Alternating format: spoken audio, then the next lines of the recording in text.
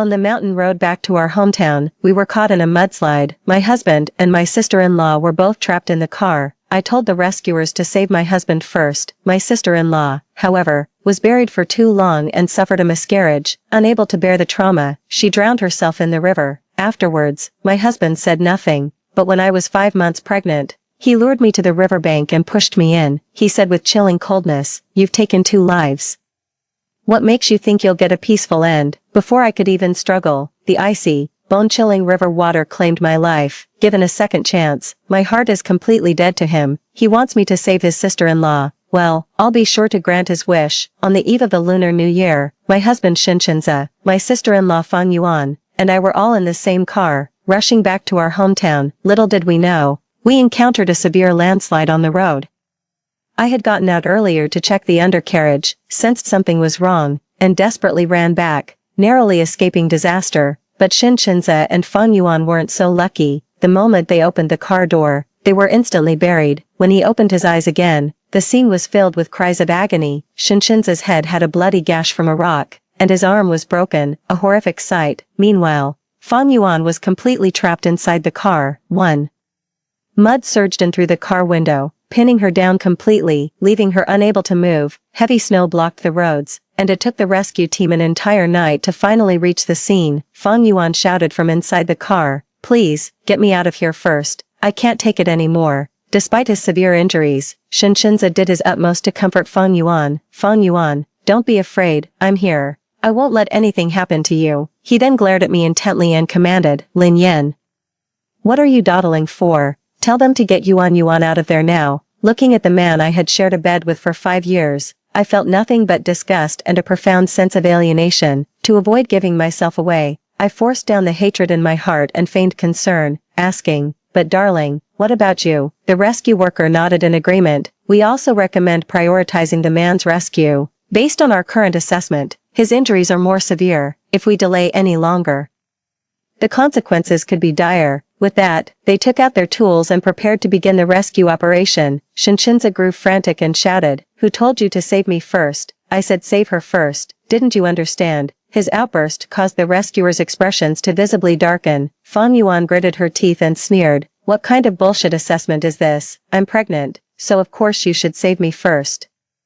The rescuer sighed helplessly and offered a professional explanation. "Based on the current pressure distribution of the surrounding mud and rocks, rescuing you first would inevitably worsen the man's situation and could cause secondary injuries." So I said with a troubled look, "Fang Yuan, your brother has lost a lot of blood, and his wound is infected. He can't afford any more injuries." Shinshinza gritted his teeth and said, "Enough, I can handle it, as long as Fang Yuan is okay. That's all that matters." He thought his selfless nobility would move the other person. Little did he know, Fang Yuan simply took his words and ran with them. "Exactly, Big Brother is a man, strong and sturdy. What's a little blood or some inflammation? He said he can handle it, so what are you all worried about?" At Fang Yuan's words, Shinshinza's expression froze for a moment. His lips parted as if to argue, but no words came out. He looked up, only to see me still looking hesitant. Shinshinza seemed to have found an outlet for his frustration, and his expression instantly turned cold. He said impatiently, "Lin Yan, don't think I don't know what you're scheming. Let me make this clear. If anything happens to Fang Yuan or the child she's carrying, you will pay for it." That's exactly what I was waiting to hear. "All right then," I nodded and said to the rescue workers with a smile, "In that case, please focus on pulling my sister-in-law out first. I appreciate your hard work." Shinshinza's expression froze once again. He stared at me in disbelief, not expecting me to agree so readily. Fang Yuan, on the other hand, looked delighted. Yes, hurry up and pull me out." So, without further ado, everyone got to work, pulling out shovels and a jack to begin the rescue. The group first began moving the looser mud and rocks from the perimeter, bit by bit, before attempting to pull Fang Yuan from the vehicle. However, Fang Yuan, afraid of the pain, was completely uncooperative. She insisted that they clear all the mud and debris off her body first before anyone tried to pull her out. She sneered, "I'm pregnant. If you're too rough and hurt my stomach, you'll have me to answer to." With no other choice, they could only painstakingly remove the dirt from her body, which severely delayed the rescue efforts. Time ticked by, second by agonizing second. Shinshinza had lost so much blood that his face was deathly pale, weak and drained. He lifted his eyes to look at me and asked, "How much longer?" I glanced in Fang Yuan's direction and said, she's still buried from the waist down, it'll probably be evening before they get her out. Shinshin's expression darkened even further. He muttered to himself, how could it take this long? Shouldn't it only be an hour or so? My heart sank. It suddenly dawned on me that Shinshinza might have been reborn as well. In my previous life, Shinshinza was rescued first. Fang Yuan had already passed out from the pain, so she didn't make a scene. The rescue was completed quickly. I looked in Fang Yuan's direction. At that moment, she was still ranting and raving, trying to boss everyone around. I sneered inwardly. This life, however, wouldn't be so simple. Finally, the soil was cleared from Fang Yuan's upper body, leaving only her legs still buried. She let out a long, deep sigh. With the crushing pain gone, she felt much more alert and alive, so she started complaining again about the rescue being too slow, growing impatient, seeing everyone cautiously trying to open the car door. She just shoved it with all her might. Can't you just open it? What's with all the dawdling? This action caused a large amount of mud and debris to surge towards Shinshinza. A sharp cry escaped him as the car door crushed his already broken arm, twisting it into an even more grotesque shape. The rescuer immediately snapped at Fang Yuan, ordering her not to move.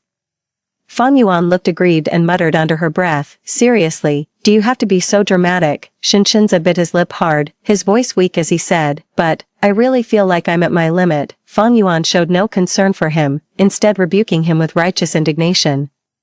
What's with all the fuss from a grown man? Just tough it out a little longer. Once I'm out, you'll be free too, won't you? But, before he could finish, Fang Yuan's handling of him became even more rough. Shinshinza's arm was twisted at a 90-degree angle, the pain making him grit his teeth. He looked up at me, a pleading note in his voice. Lin Yan, I can't hold on much longer. Please, help me. He was begging for my help. I pretended not to understand and gently coaxed him, darling.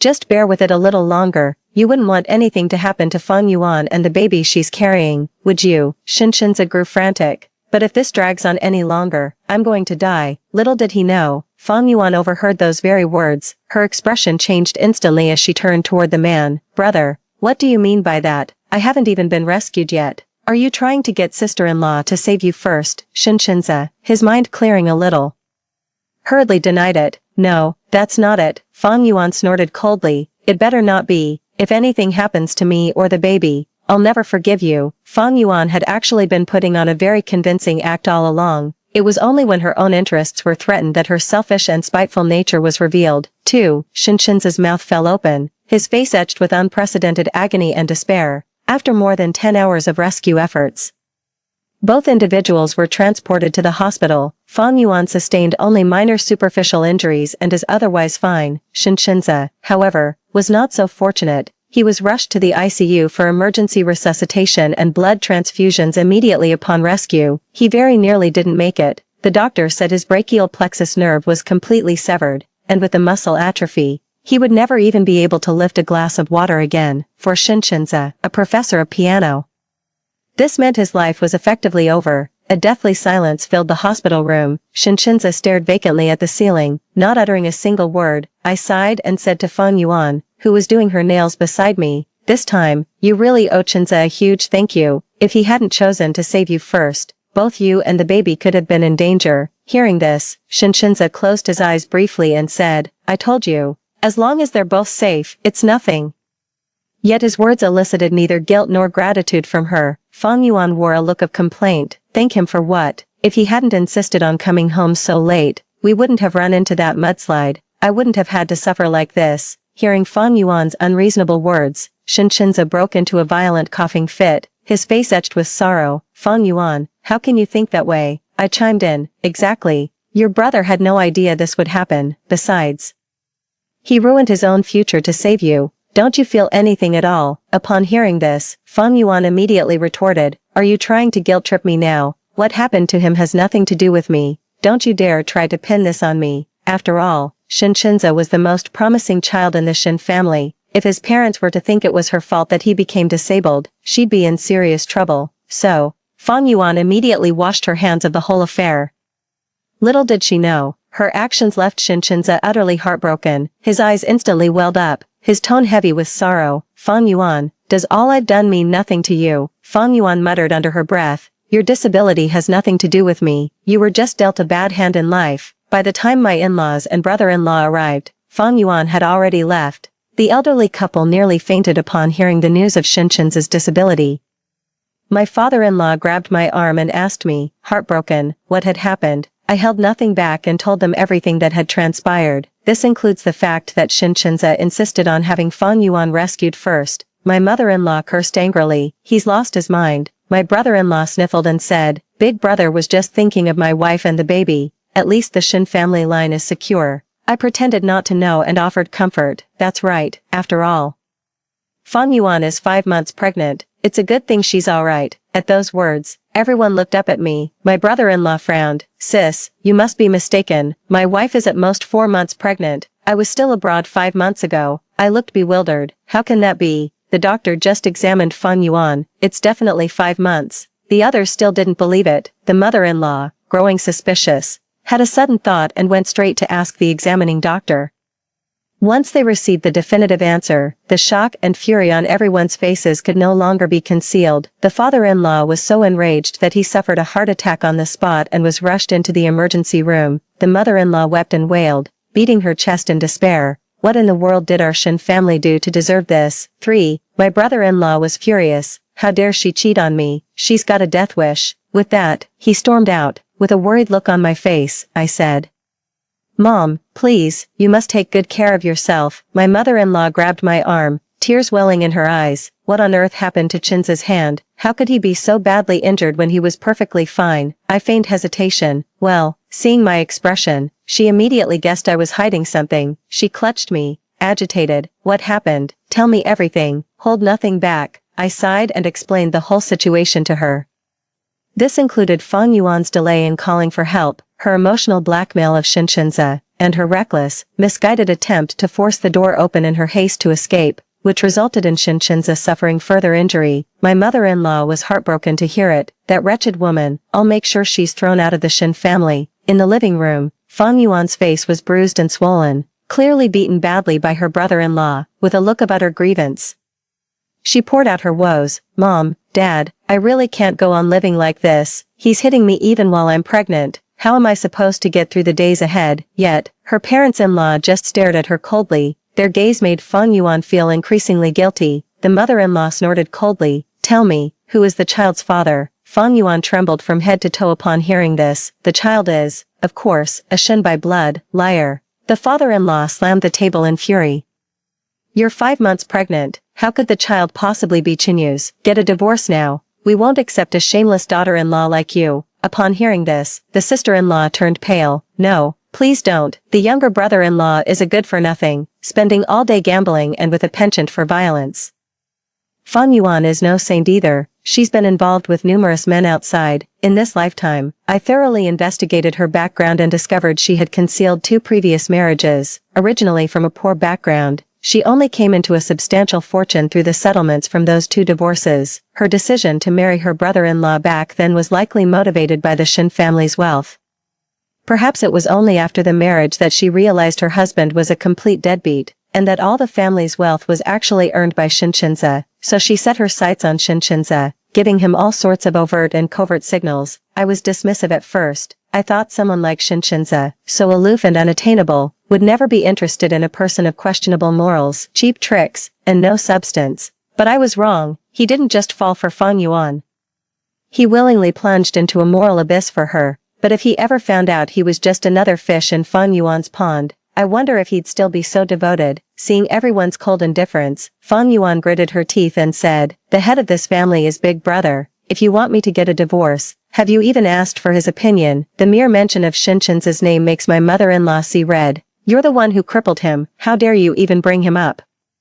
Fang Yuan glared at me, her expression hardening. Sister-in-law, was it you who told Mom and Dad? I shrugged. I just told them what I know. Fang Yuan's face flushed crimson with rage as she pointed at me and snapped. I knew it was you spreading rumors. I let out a light chuckle. You're the one who cheated. Don't blame me for that. Fang Yuan narrowed her eyes darkly. Let me make this clear. The child I'm carrying is a Xin by blood. The child Fang Yuan is carrying is mine.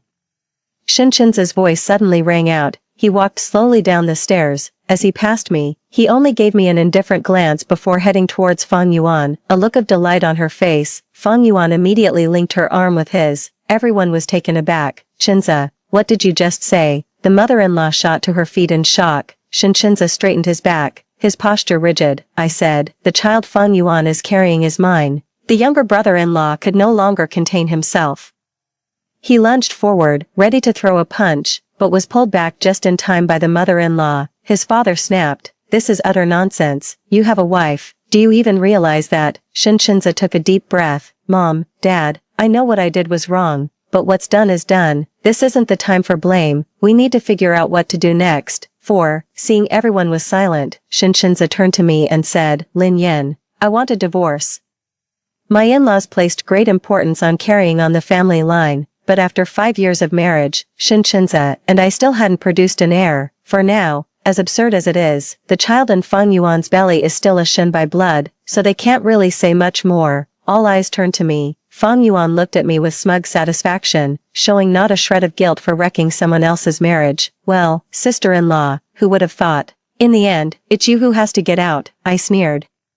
Fang Yuan, you really have no shame, going after both men of the Shin family. What's next? Taking turns. Everyone was stunned by my bold statement. Fang Yuan's face flushed red instantly. She retorted in a flustered rage. What are you talking about? I will definitely divorce Chinyu. She glanced at Shinza beside her. As if to declare her loyalty, Shinza held her even tighter, his eyes filled with trust. My brother-in-law was so angry he started rolling up his sleeves again. But a glare from my father-in-law made him back down. My mother-in-law cleared her throat and advised me, good daughter-in-law, I know we've wronged you. Perhaps you two should just get a divorce. My father-in-law turned his head away and snorted, and are you blameless? As a woman, failing to win your husband's affection is a fault in itself, brother-in-law. If you weren't so useless and could actually get pregnant. Do you think my brother would be paying all this attention to Fang Yuan? If you can't even control your own husband, you're partly to blame for this. The tables had turned, and everyone was hurling insults at me. Fang Yuan stroked her belly, looking at me with a smug expression. Shinza also turned his head away coldly, gazing out the window. I suddenly found it utterly ridiculous. This was the family I had given my heart and soul to for 5 years. They had no idea that Fang Yuan had deceived everyone once again. The child in her womb was not a Shin at all, but the offspring of some wealthy businessman. The only reason I'm clinging to the Shin family is that I haven't gotten my hands on the money yet. She needs more money to pave her way to a marriage into a higher social standing. However, I have no intention of telling them any of this. I'm going to watch them pay the price for their own stupidity, with a faint smile. I produced a pre-drafted divorce agreement, then sign it. Everyone was taken aback when I brought out the divorce papers. Shinza was also momentarily dazed. You had this prepared all along. You want a divorce? I nodded. He took the agreement, his expression darkening. Why? Proud as Shinza was, he never imagined that his wife, who had loved him so desperately, would be the one to ask for a divorce. He stared at me with a dark, inscrutable look. I couldn't help but find it amusing. What? Is it only reasonable if you're the one to file for divorce, and I have to throw a fit first? Shinza remained silent. Fang Yuan snorted coldly. Smart move. She snatched the agreement directly and flipped to the page outlining the division of assets. Then, her expression changed. You want half the company's shares. You've got some nerve. The mother-in-law frowned. It's only right to give you more compensation, but don't push your luck. I smiled. You seem to have misunderstood. I'm not asking for compensation. This half is rightfully mine. Everyone's expressions darkened. Shinza's eyes narrowed. What are you implying? I smiled. When I married into this family, the institution had financial trouble. It was my dowry that covered the shortfall. My father-in-law snorted coldly. You only contributed 500,000. Now the institution's assets are worth tens of millions. Demanding half is utterly absurd.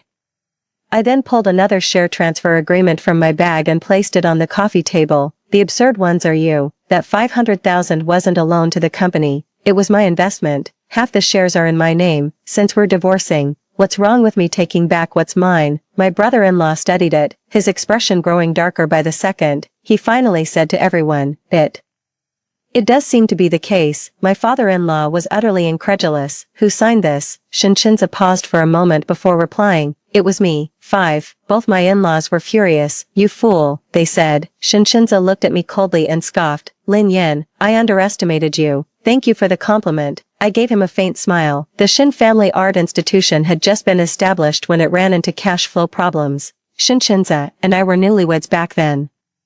Still very much in the honeymoon phase. Upon hearing this, I didn't hesitate and invested all 500,000, Shinshinza said, to consider it a loan from him. He promised to repay me, even if the institution were to go bankrupt. Out of compassion for him, I converted the 500,000 fund loan note into an investment. This means I stand with the Shin family through thick and thin, ready to face bankruptcy alongside them. At the time, Shinshinza was swamped with work and signed the document without reading it carefully. Who could have predicted that my selfless act back then would pave the way for my own future? After all, the Shin family was hardly going to part with millions of dollars so easily. I directly resorted to legal proceedings to forcibly reclaim what was rightfully mine. I used that money to start my business over again. Fang Yuan and Shinshinza's wedding was a very low-key affair, after all.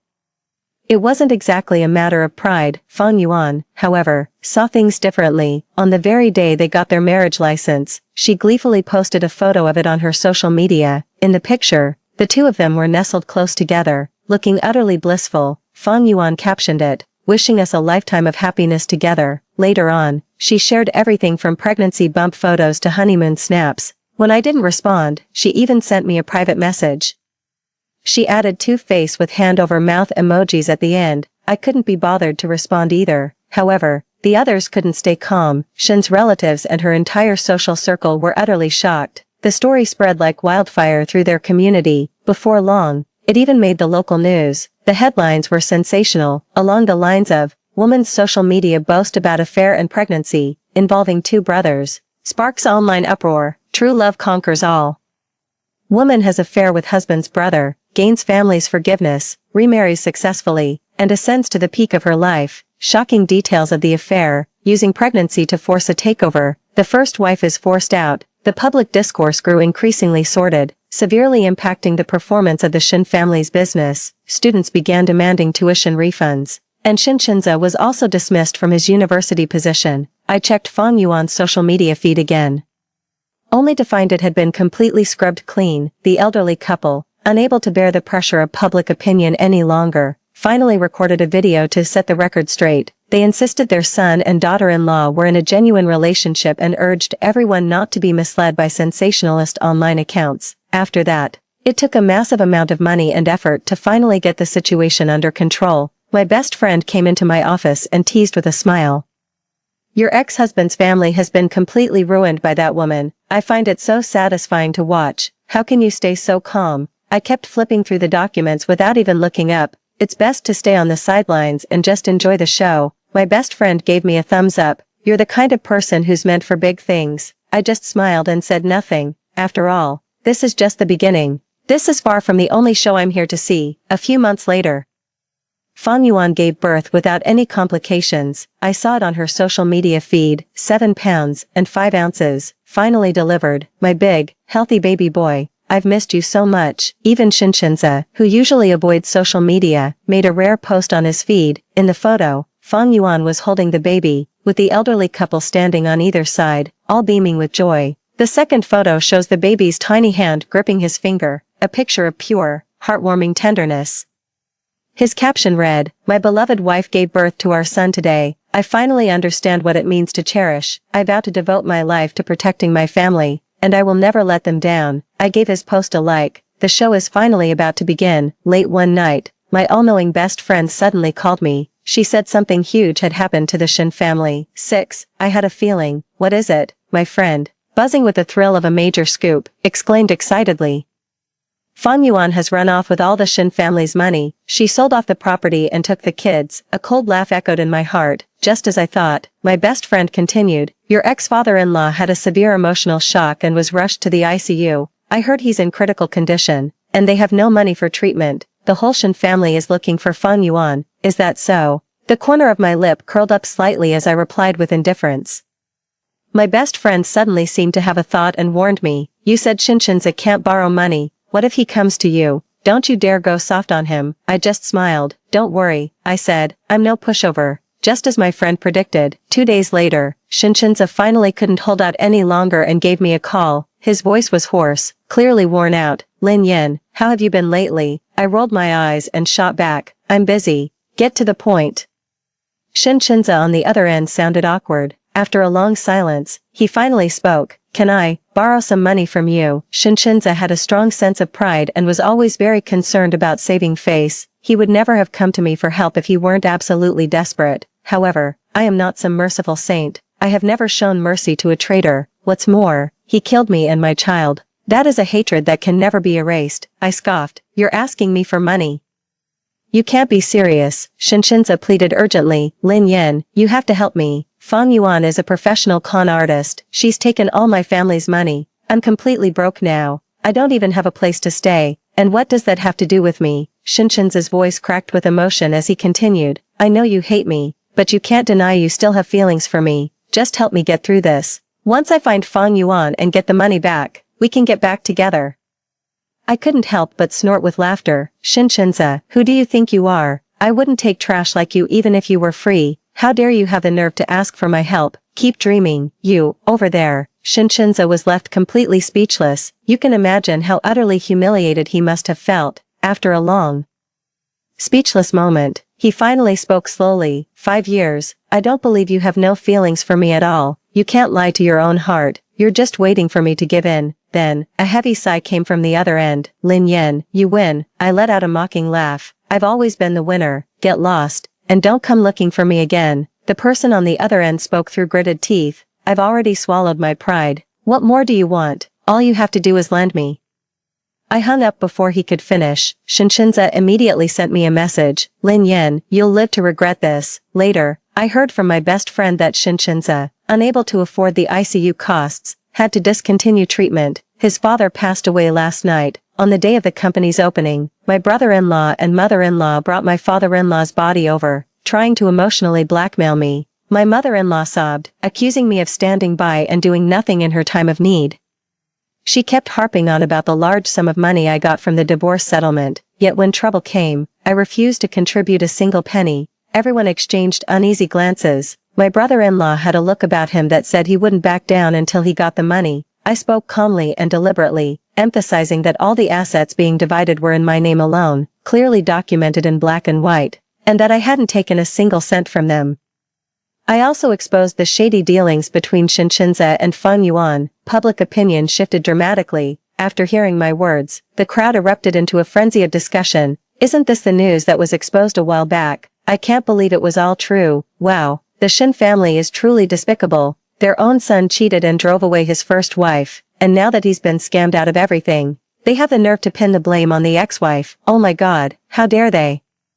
They have absolutely no shame. The crowd was outraged, with a chorus of angry shouts, and some even raised their phones. The mother-in-law and brother-in-law became the targets of public scorn and fled in panic. Not long after, the mother-in-law also fell ill. The Shin family exhausted every possible means and finally located Fang Yuan. By then, she had already married into a wealthy and powerful family. Word is that Shinshinza was in a highly emotional state, demanding Fang Yuan return all the embezzled money, along with the child. However, Fang Yuan stood her ground and produced a paternity test report. It proved the child she bore was the wealthy man's flesh and blood, having no relation whatsoever to Shinshinza. Shinshinza couldn't accept such a devastating blow and was practically driven out of his mind with rage. In the end, he was unceremoniously thrown out by the bodyguards. I thought that would be the end of it. To my surprise, my brother-in-law somehow managed to sneak the child out afterwards. He demanded a huge ransom from Fang Yuan, threatening to kill the child if she didn't pay. 7. Fang Yuan and the wealthy businessman immediately contacted the police.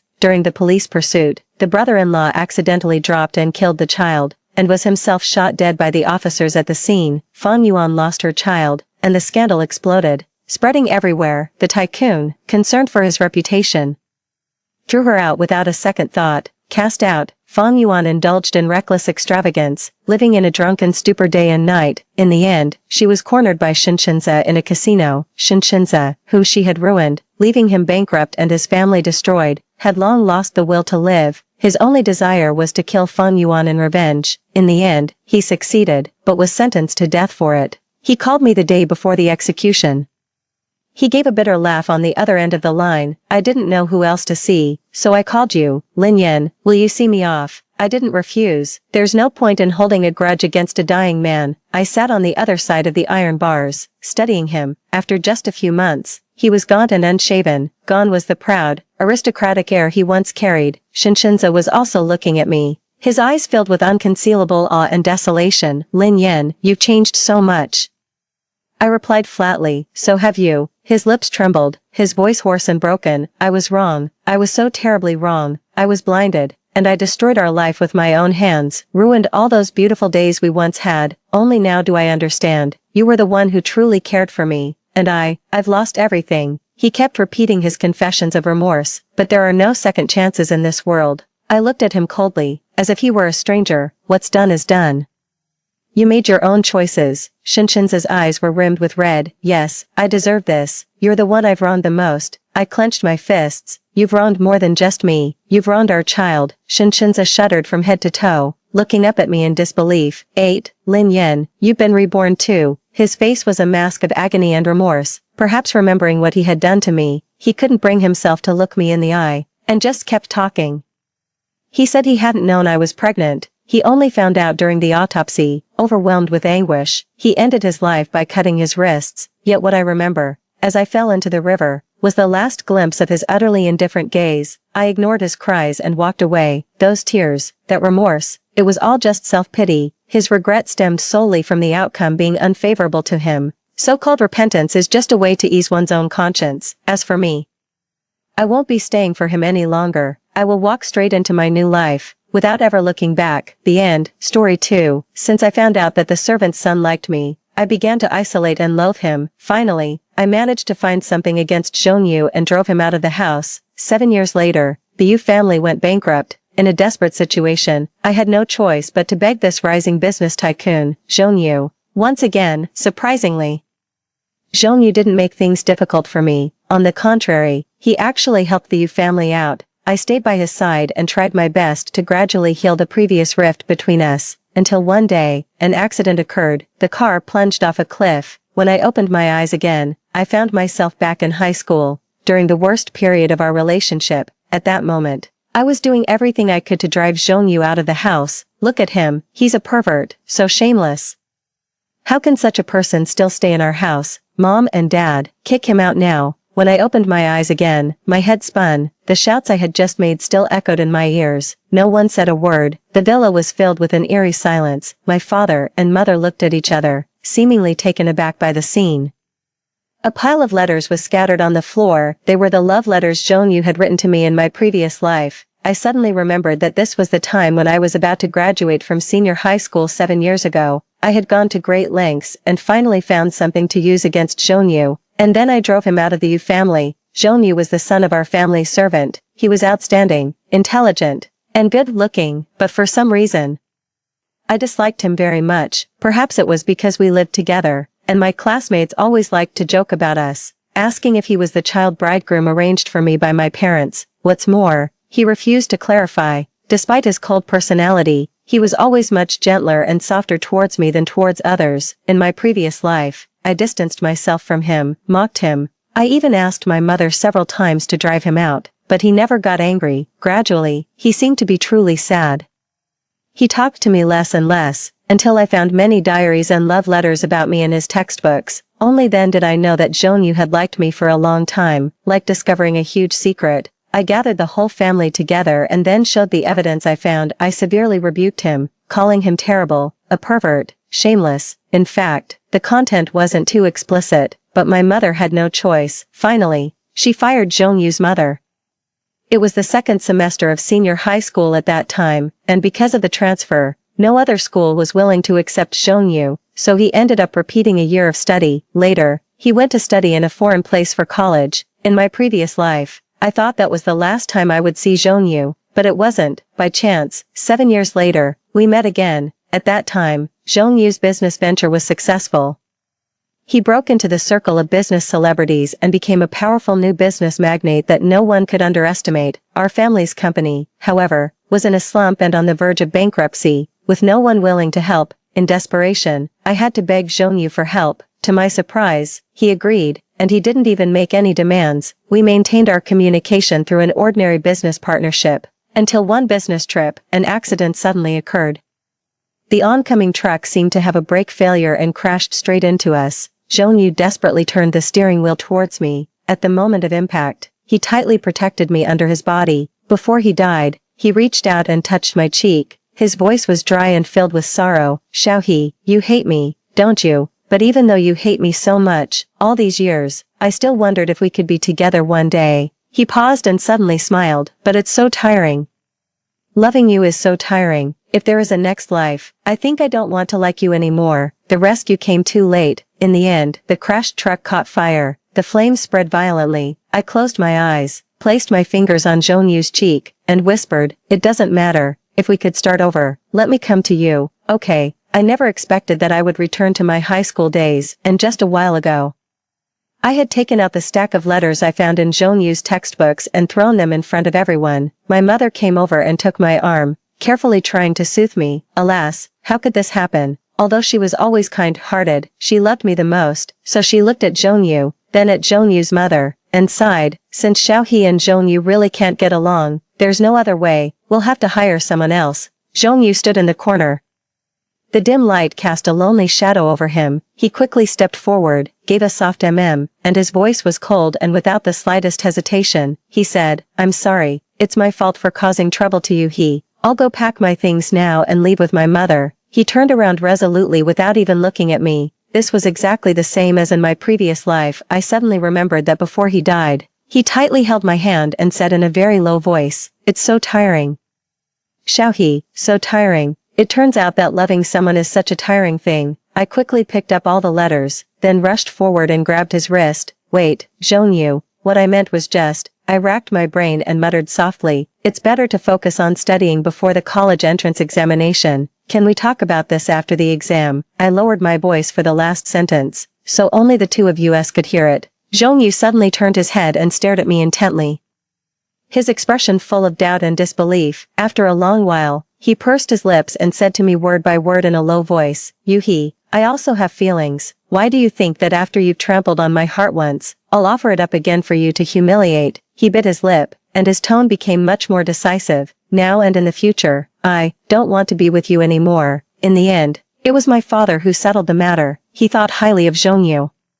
Not only because of his excellent academic performance, always ranking first in the grade, but also because, although he was just in high school, he had already shown great talent in business and investment. Sometimes, his sense in strategic business decisions was more acute than that of some professional managers. He really wanted to nurture such a promising young talent. In my previous life, if I hadn't made such a fuss, he would have turned a blind eye. Now, seeing me silently pick up the letters and stop making a scene, he coughed twice and made a decision. What's all this talk about leaving? It's not a big deal, just a quarrel between kids. Nonsense. He walked over and patted Zhongyu on the shoulder, his tone much more amiable. Xiaohe doesn't know what she's saying, don't take it to heart. She's not good at studying, you should help her more. As for the rest, we trust you two to be sensible. Let's talk about it later, okay?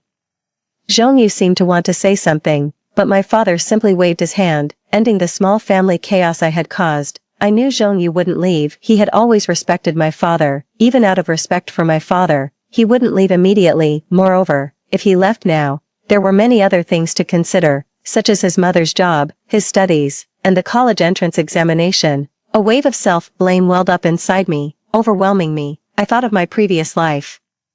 After the Yu family fell, I went to beg Zhongyu for help. At that time, I was prepared to be humiliated, but he didn't do anything. After the investment in the Yu family was underway, by chance, we were both a bit drunk, and I casually mentioned, Zhongyu, to be honest, I thought, you would hate me and pretend not to know me. Zhongyu was stunned for a moment. He looked up at me, then poured himself a glass of wine and smiled. He nodded and said, yeah, I thought so too. But Yuhi, 7 years have passed. I also want to let go. Zhongyu said the last sentence with great hesitation and pain. It must have been a difficult process for him to convince himself to forget everything that had happened in the past 7 years. And now, I want to make things clear once and for all. We agreed that this time, I would be the one to chase after him. He wouldn't have to suffer as much as he did in the previous life. That night, I secretly went to the 3rd floor of the villa, Zhongyu's room. After standing at the door for a while, I finally mustered up the courage and knocked gently, but the door wasn't fully closed and opened by itself. Zhongyu was sitting at the desk, looking through textbooks and exercise books. When he heard the sound, he quickly turned around, but when he saw it was me, his face darkened immediately. And his voice was extremely cold. Yuhi, what are you doing here? Did I invite you in? In my previous life, our relationship had already started to improve, but now, we were back to the worst period of our relationship. I couldn't get used to his current cold attitude for a moment and stood there, stunned. The words I had prepared got stuck in my throat and I couldn't say them. Finally, after a long while, I managed to say, Zhongyu, I'm really bad at math. Can you help me take a look? As soon as I said this, I regretted it. The reason was simple. When Zhongyu used to follow me around, he had mentioned several times that he wanted to help me with my studies, but I had always scolded him back. I mocked him with all kinds of harsh words, like mind your own business. Don't think you're so great just because you're good at studying. Even if you get the first place, you still have to work for my family, right? I kept scolding him until he no longer dared to approach me and gradually became more reserved and silent. Sure enough, when I brought up the topic of tutoring again, Zhongyu curled his lips. His already impatient expression was tinged with a hint of confusion and sarcasm. He pushed the textbook aside, stood up, and walked slowly towards me. You were the one who wanted to keep a distance. And you were the one who didn't want to talk to me. Yuhi, weren't these all your words? What's wrong with you? Did you come up with a new and better way to deal with me and drive me out? Zhongyu stood in front of me, frowning, looking disappointed. I suddenly realized that for the 18-year-old, newly adult Zhongyu, at this moment, it was very difficult for him to trust me. This realization made me blurt out, no. I took a deep breath, rubbed my eyes, and finally said the words I had wanted to say since I came up here. One by one, no, Zhongyu. I don't want to deal with you. I just want to apologize for everything I've done in the past, including the verbal abuse, the unnecessary coldness and humiliation, and so much more. I've grown up and I'm not as naive as I used to be, with all kinds of emotions swirling inside me. My next words were almost choked with sobs. So can you give me a chance? Can you try to forgive me? These words came from the bottom of my heart. So Zhongyu, can you give me another chance? I looked up at him softly. Zhongyu turned his face to the side. The previous expressions of weariness and suspicion seemed to be gradually fading away. He picked up the notebook he had been looking at earlier from the desk and threw it into my arms. If you want to improve your math, the knowledge points in this notebook are enough. Then he opened the door. Just as I was holding the exercise book, not knowing how to thank him, he made a gesture of invitation. He still didn't look at me. And his tone was still indifferent. There's no need to talk about forgiveness or not. I've already figured it out. You're a young lady, and you have the right to act willfully. It's only natural that you wouldn't like someone like me. Holding the doorknob, his cold gaze fell on me, making me feel a little ashamed. So you don't need to apologize to me, and don't come to me out of pity anymore. What does it feel like to be rejected twice by the same person in one day? Well, let me tell you. I really wanted to find a place to bury myself. After Zhongyu closed the door, I almost ran back to my room with my face covered. Then I threw myself onto the bed and the phone in my pocket fell out and rolled aside. Just then, someone called. The screen lit up. It was Lin Rua, my best friend. We were deskmates in high school and had a very close relationship. She went abroad for college and later married into an old, established wealthy family. I heard that the family had very strict rules for daughters-in-law, so we didn't contact each other much. When the Yu family declined, I once thought about asking her for help, but considering that she wasn't happy either, I gave up the idea in the end. Seeing her name now, I was jolted awake. I immediately sat up and answered the phone. Yuhi, what are you doing? Lin Rua's voice came from the other end of the phone. She was probably outside, and it was a bit noisy around her.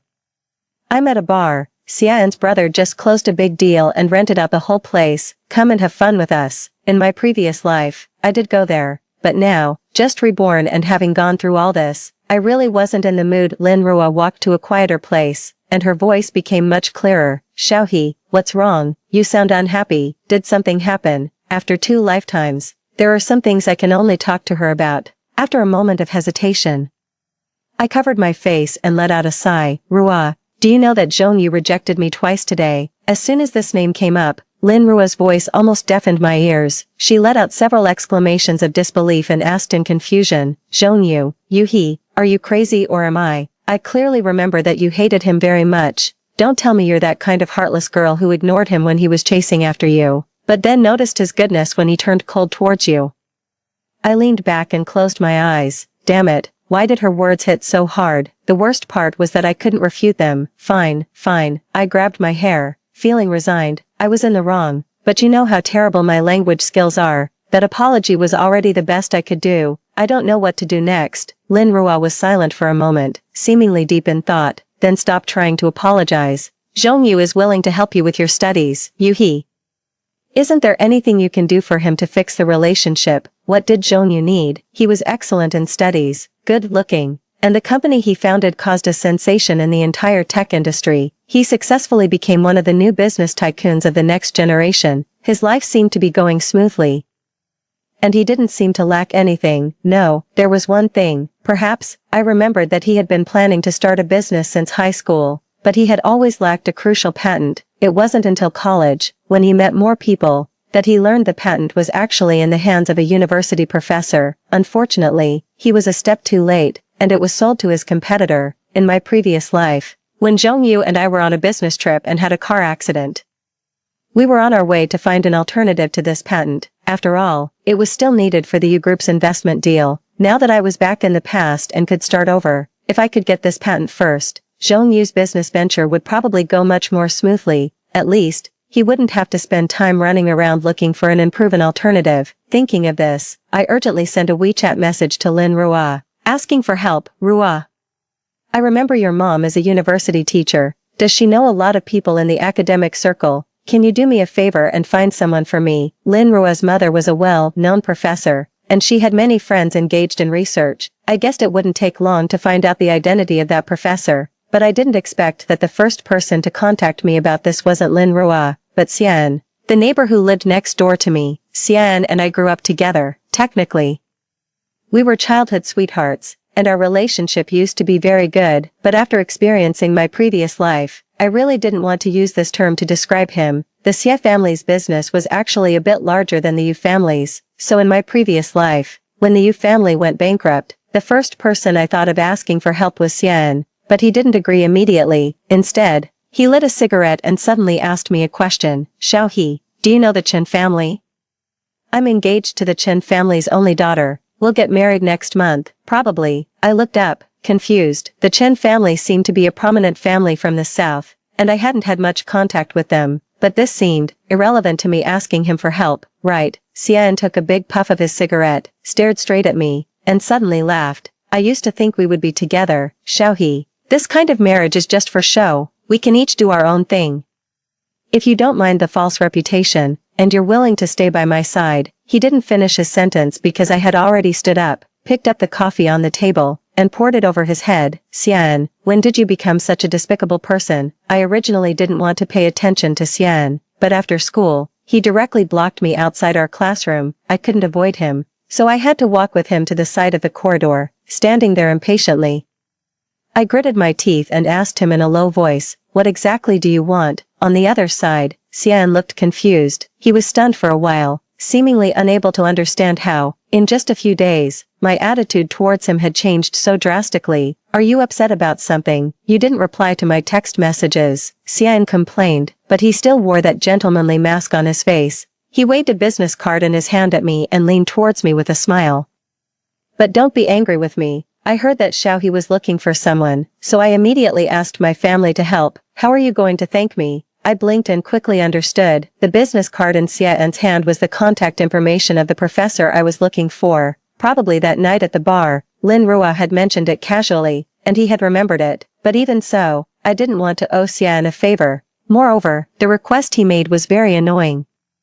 Isn't the son of your family's servant very good at studying? He can even predict exam questions. Why don't you get his notes, and we can study them together? Crazy, I thought with a frown. Before I could refuse, I glanced to the side. Suddenly, I saw Zhongyu. He was holding a stack of test papers. He had just come out of the teacher's office. As he passed by, his gaze seemed to casually rest on us for a few seconds, and then it moved away. I didn't know how much he had seen or heard, but his expression was as if we were the most insignificant strangers he had ever met. I didn't expect to run into Zhongyu, since school was already over. I thought he had left long ago. I pushed Xian aside forcefully and chased after Zhongyu. Zhongyu, I gently tugged at his sleeve and took a breath. Why pretend you didn't see me? Let's go home together. Being pulled by me, Zhongyu finally stopped. When he turned his head to look at me, there was a hint of weariness in his expression, and his voice was deep. What do you want? If there's nothing else, stop following me. Miss you. Isn't your childhood sweetheart waiting to walk home with you? Go to him. I was stunned, in my previous life, to distance myself from Zhongyu, even though we lived together. When the driver came to pick us up from school, I would deliberately go to the Xie family's car and let Zhongyu go home alone. Over time,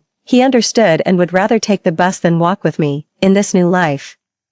I didn't want Zhongyu to misunderstand again, so I took this opportunity to explain clearly. I have nothing to do with Xian. I don't like him. We're not childhood sweethearts, and we're not even very good friends. He came to me because he heard from Lin Rua that I was looking for someone. Before I could finish, Zhongyu interrupted me. Why are you telling me this? Don't flatter yourself. Do you think I care about the relationship between you two, Yuhi, whether you fall in love, get engaged, or get married in the future? It has nothing to do with me. I really have no interest at all. He emphasized the last sentence very strongly. Actually, just now, I had an irrational thought, a little bit of joy. Did Zhongyu care when he saw me standing with another boy? But when he interrupted me and said those last words, it was like a bucket of cold water suddenly poured over me, soaking me completely. It made me wonder if there was any point in my pursuit and persistence until now. In my previous life, Zhongyu said he liked me, but in this life, had his feelings changed? I lowered my eyes dejectedly, forced a smile that seemed indifferent, nodded, waved at him, and stepped back. You're right, I'm a bit annoying, but Mr. Zhong, you've rejected me 3 times. There's a limit to everything. Even I, Yuhi,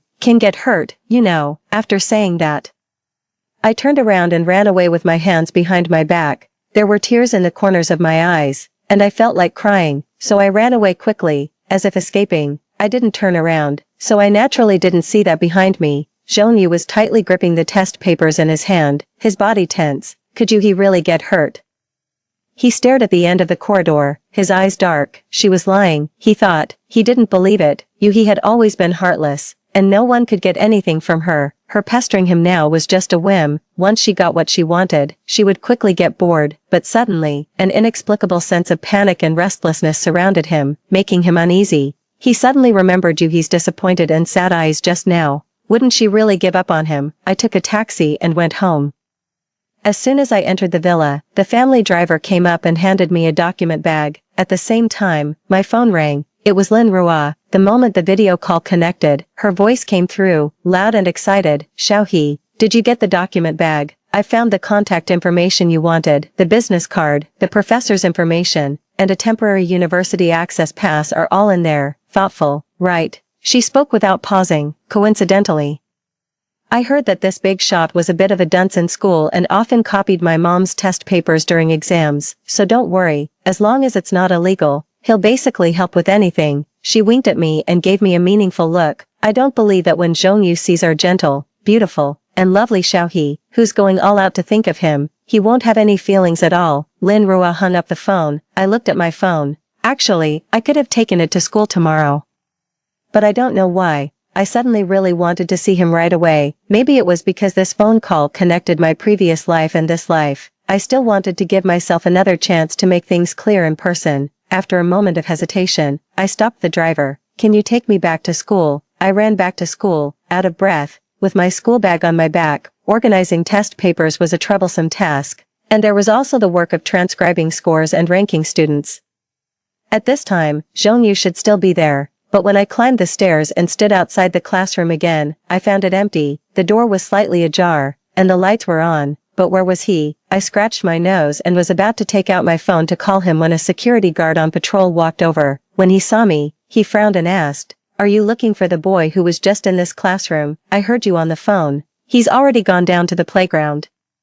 I didn't pay attention to any phone call. I only heard the words playground. I thanked the security guard and then turned around and ran downstairs. The night was dark. Only the streetlights near the basketball hoops were on, casting a dim yellow light. Zhongyu's tall and slender figure stood out clearly. In front of him stood another girl. I had seen her in my previous life. The first investment in Zhongyu's startup came from her family. She was probably the one who pulled him out of the abyss. I had always thought that in this new life, I was making up for the kindness Zhongyu had shown me. Without the important technology, I would help him contact the professor. If there was a lack of investment, the Yu family could assist. But now it seemed that Zhongyu was right. It was me who was being presumptuous. Zhongyu didn't need me. In my previous life, without me by his side, he still lived a good life.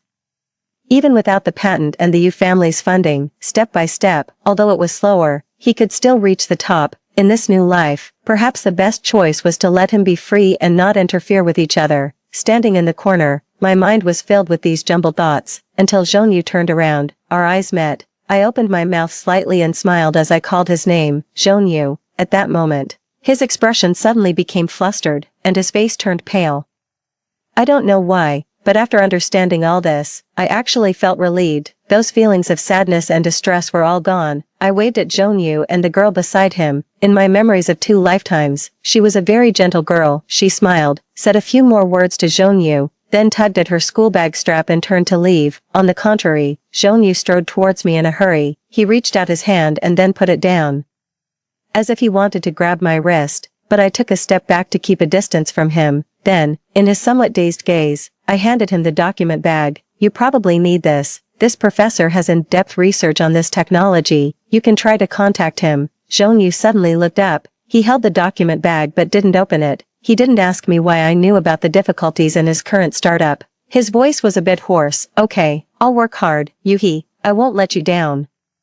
When he looked up at me, his eyes were shining brightly, as if stars were rising in them. I nodded too. Of course, Zhongyu would succeed sooner or later, but the next moment, I felt sorry because I had chased the other person away because of me. I scratched the tip of my nose and pointed in the direction the girl had left. I have nothing else. Do you want to chase after her? The glimmer of hope that had just emerged faded away in an instant. Zhongyu seemed to stumble and then anxiously followed behind me. Don't get me wrong, he explained awkwardly, his voice strained. There's nothing between her and me. We just met recently because some time ago, I happened to. I interrupted him. There's no need to explain. You don't have to report to me who you date or be friends with. Then, I said earnestly, Zhongyu, I wish you success, happiness, and freedom. May all your wishes come true.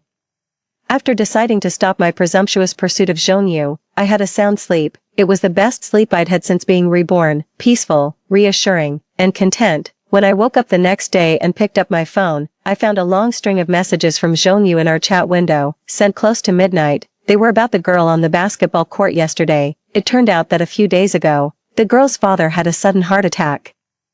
Zhongyu happened to pass by and took him to the hospital. She came specifically to thank him and invited him to visit her home when he was free. I didn't know about this in my previous life, but thinking about it, it made sense. Otherwise, why would she invest in him without hesitation? There must have been elements of gratitude involved. Looking at this long explanation, I didn't know how to reply. After some thought, I put the phone down again. After all, I had more important things to do now. Study. In my previous life, my grades were mediocre, hovering around the middle of the class. I barely managed to get into an ordinary university. Logically, as someone who had been reborn, I should have forgotten all my high school knowledge. But after the Yu family went bankrupt, in order to save money to pay off debts, I didn't just rely on others for help.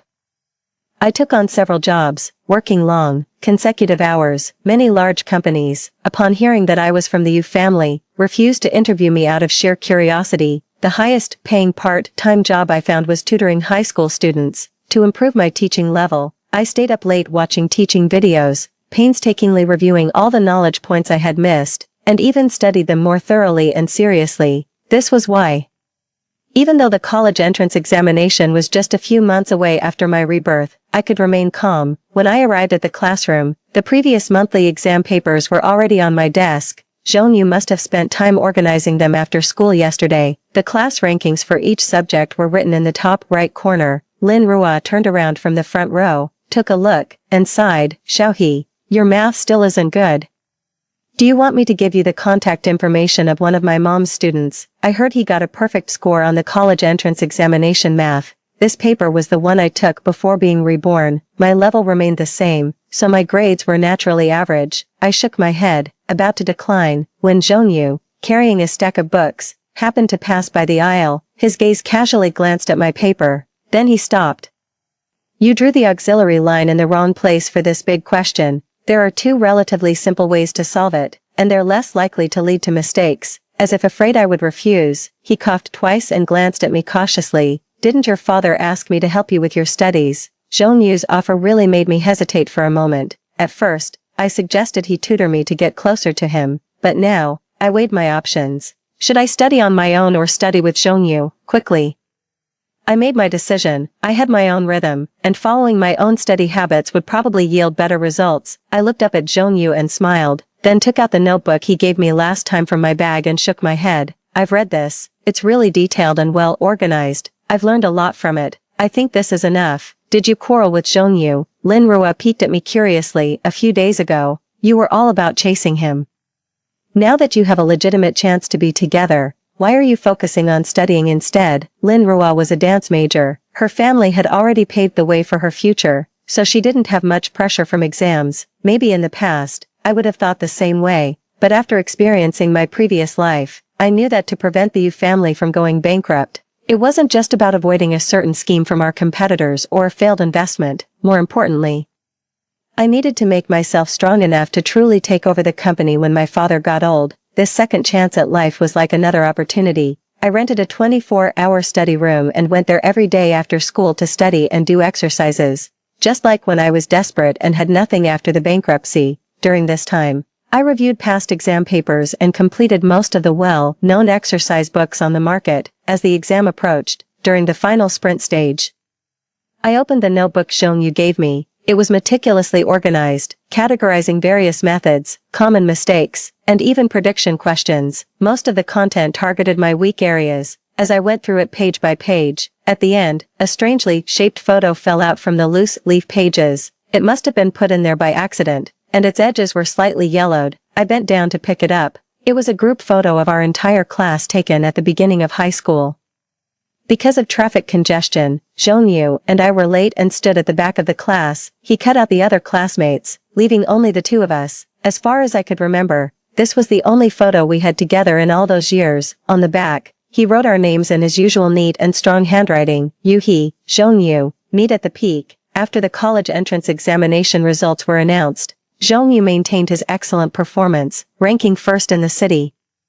It was said that the admissions offices of Tsinghua University and Peking University had already started calling him. Meanwhile, my name also shocked the whole school. As a student who usually ranked in the middle of the class, I had an outstanding performance and ranked second in the school. This score was high enough for me to choose any top major at universities across the country. The school hung up banners, and TV stations wanted to interview me about my study tips.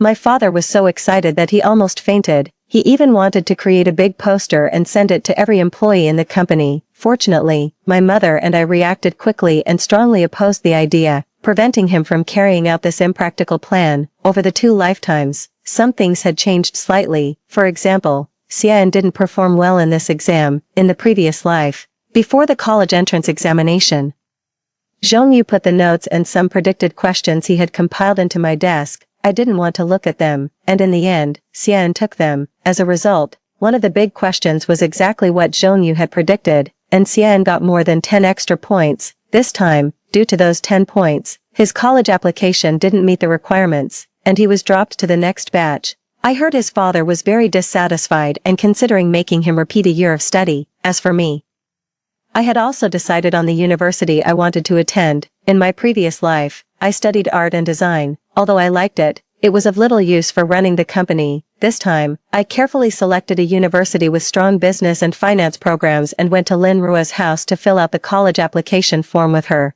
Just before submitting the form, my phone rang. A WeChat message popped up. It was from Zhongyu. We hadn't contacted each other for many days. There was only one line. Have you decided which university to go to? The setting sun shone through the window, casting a warm and pleasant glow. I typed a reply. Yes, I'm going to University A in the north. What about you? He seemed to be typing and deleting his message for a long time. After much thought, he finally sent a message. Ah, what a coincidence. I'm also planning to apply to University A. Its science and engineering programs are among the best in the country. And I'm just planning to develop in that direction. The wind blew in, and outside were large white clouds. It was a beautiful day. Okay, I replied. Let's work hard together. Zhongyu. After entering university, the company Zhongyu founded developed even faster than in the previous life. This time, more investment companies noticed him in advance and expressed their intention to invest and cooperate.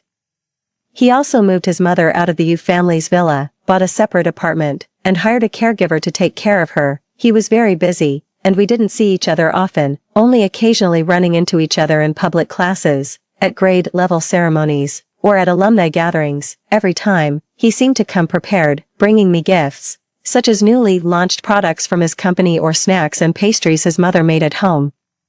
The most recent time was at the end of the summer vacation when we agreed to take a plane back to school together. When we reached the school gate, he scratched the tip of his nose and said to me, "Xiaohe, my company is preparing for an IPO. I'll be doing a financial interview on TV in a few days. Would you watch it?" His eyes were bright, suddenly reminding me of that night in high school when I handed him the document bag and the spark that lit up in his eyes at that moment.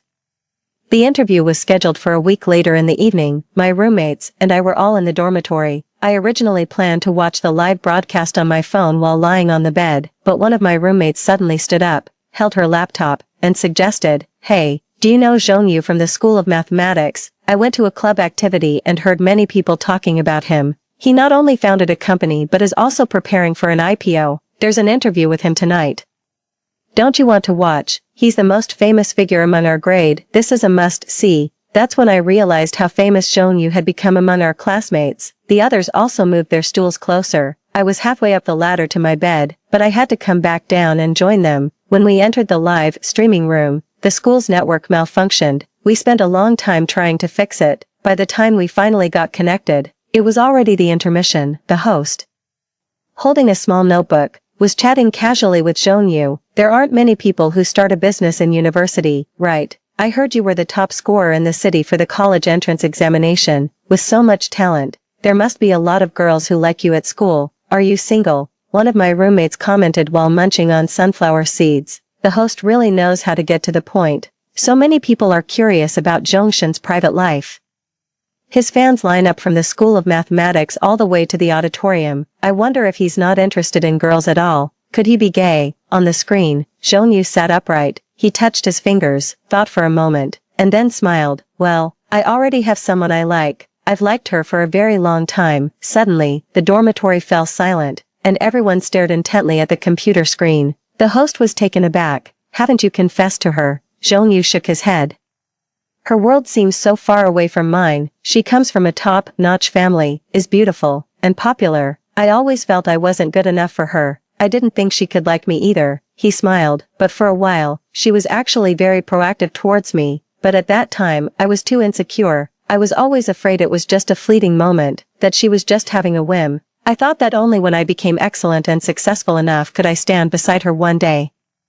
The host nodded and pressed on. "What about now? You're already very successful." Zhongyu lowered his head, deep in thought. "I don't know," he said softly. "I want to call her. Is that okay?" Outside the dormitory, the cicadas chirped, just like the summer after the college entrance examination when he asked me which university I was going to apply to. At that moment, my phone rang. In an instant, everyone in the dormitory turned to look at me. I answered the phone, and Zhongyu's voice came through. "Xiaohe, did you watch my interview today?" I hummed an affirmation. He paused for a moment, and his voice became hoarse. "Then you must have heard what I said just now. Yuhi, would you still accept me?" I tapped the table with my fingers. "It was a beautiful day," I said. "Of course, I've been waiting for you." Zhongyu, I took over the family company. Having avoided the investment traps from my previous life, this time, the U group developed very smoothly. I recruited several recent graduates from the university and started training my own confidants and successors. Among them was a girl who was hard-working and dedicated. However, she was always arguing with her boyfriend, causing various relationship problems. When she came to organize my documents, she often asked me, "President Yu, why do you and President Zhong have such a good relationship? Don't people who grow up together ever have cold wars?" The villa was silent. I had no choice but to give her a rambling account of our high school days. The girl sat on a small stool, resting her chin in her hand, listening intently. She frowned and commented, "Sister Yu, you have such a good temper. If my boyfriend said he didn't care who I was with, I'd definitely slap him twice." I laughed. "Zhongyu has already eaten his words himself." She looked at me again. "So when did you change your mind?" When did I change my mind? I knew Zhongyu well, so I was never disappointed or resentful towards him. If I had to pick a turning point, perhaps it was the day we filled out our college application forms and he said he was also going to University A. In the previous life, despite getting a high score after repeating a year of study, he went to a university in the south. I later asked him if University A was the school he originally wanted to apply to. He smiled and looked at me. At that time, I only had one thought. I felt that I had to go to the same place as you, Xiaohe, or I was afraid I would never be able to catch up with you again. Story 2. When the car accident happened, Jiang Yan instinctively protected his white moonlight and pushed me towards death. He said with full confidence, I know you're a strategist who can be reborn, but he didn't know, that was my last chance to complete the strategy mission. When the out-of-control truck rushed towards the sidewalk, I was arguing with Jiang Yan. Today was the second anniversary of our relationship, but he was 2 whole hours late because he went to pick up his white moonlight who had just returned from abroad. Can you stop being so petty? Jiang Yan stood by the roadside, looking at me with disappointment in his eyes. Yao Yao grew up with me. She has no one to rely on in the country. Is it reasonable for me not to pick her up? I questioned him. So you plan to spend today with the 3 of us together? Jiang Yan was at a loss for words and didn't say anything. It was Xing Yao Yao behind him. Her eyes moved back and forth between us. When she opened her mouth, she almost burst into tears. Sister Xiaozhu, don't be angry. Ian just thought I was pitiful. So he said he wanted to take me out for a meal. There were tears in her eyes, and she looked like a little white flower swaying in the wind. If you don't welcome me, I'll just leave. After saying that, she turned around and was about to leave. Jiang Yan was quick-eyed and stopped her. He turned back and gave me a glance, his tone warning. Shinju, if you keep acting so unreasonably, we'll break up. I was stunned. In the 2 years of dating Jiang Yan, whenever something didn't go his way, he would threaten to break up with me just like now. At this moment, the system's reminder sounded in my mind. Warning, breaking up will be judged as a failed strategy mission, and once the strategy mission fails, not only will I not get the mission reward, but I will also be eliminated. Seeing that I didn't say anything, Jiang Yan smiled contentedly and came over to hold my hand. Okay, Xiaozhu, we won't break up. We'll have a meal and then send her home, okay? I dug my nails into my palm and forced a smile. Okay, perhaps thinking that he had me under control. Jiang Yan was in a good mood all the way. He put his arm around my waist, leaned down slightly, and said in a low voice, Xiaozhu, you're so good. Such an intimate gesture made Xing Yao Yao, who was following behind us, turn pale, but I didn't have the heart to pay attention to her, because before trying to win over Jiang Yan, I had observed him for a long time. The former Jiang Yan was mature and steady, not at all like he was now, so childish as to force me to submit by threatening to break up. What on earth, what was wrong? I was lost in thought when suddenly there was a harsh car horn sound in my ear. Beep beep beep. I looked in the direction of the sound and saw an out-of-control truck rushing towards the sidewalk, straight at us. The crowd immediately panicked. Screams filled the air. Jiang Yan tried to pull me and run at the first moment.